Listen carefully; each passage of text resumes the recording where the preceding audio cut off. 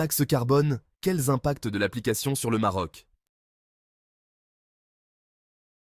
Le Maroc, et tout particulièrement le port de Tanger Med, fait face à une situation critique avec l'introduction par l'Union européenne d'une taxe carbone sur chaque conteneur transitant par son territoire. Ce port, l'une des plateformes majeures du commerce maritime international, se retrouve ainsi directement impacté par ces nouvelles mesures environnementales européennes, menaçant de redéfinir les dynamiques économiques et industrielles du pays.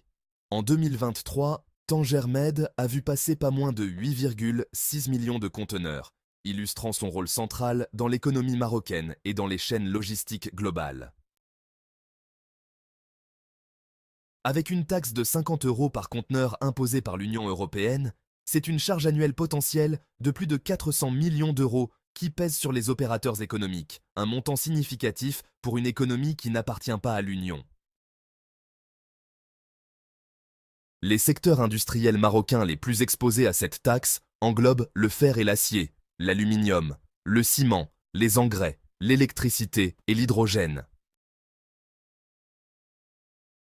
Ces industries, déjà en proie à des défis multiples, se voient confrontées à une pression financière accrue qui risque de freiner leur développement et leur compétitivité à l'international.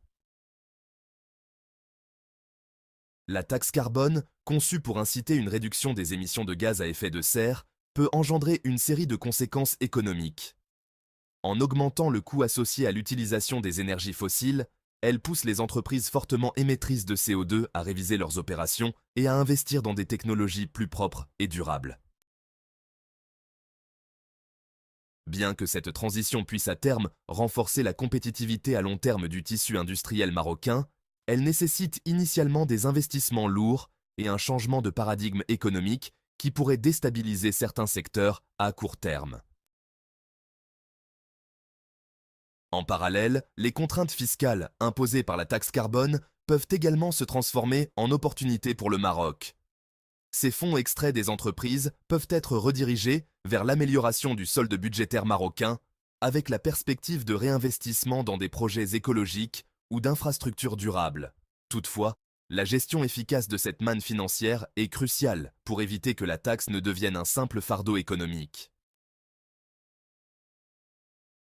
En raison de cette taxe carbone, les routes maritimes internationales pourraient en subir des modifications substantielles. Tanger Med, port stratégique à l'échelle mondiale, pourrait voir sa fréquentation diminuer si les compagnies maritimes décident d'éviter les frais additionnels en se détournant vers des ports européens plus proches.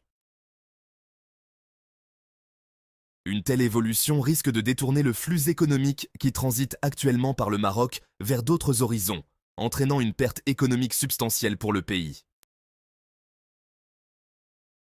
Face à cette situation, le Maroc est placé devant une délicate balance entre la mise en œuvre de solutions intelligentes et durables et la nécessité de maintenir son attractivité économique. En développant des politiques adaptées, centrées sur l'innovation écologique et l'efficacité énergétique, le pays peut non seulement éviter d'éventuelles sanctions de l'Union européenne, mais également se positionner comme un leader dans la transition énergétique au Maghreb.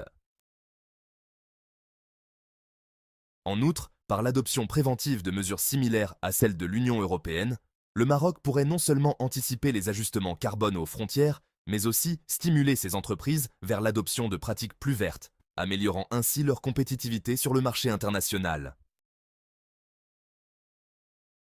Ainsi, la taxe carbone de l'Union européenne, loin d'être seulement un fardeau fiscal, représente un stimulus potentiellement transformateur pour l'économie marocaine.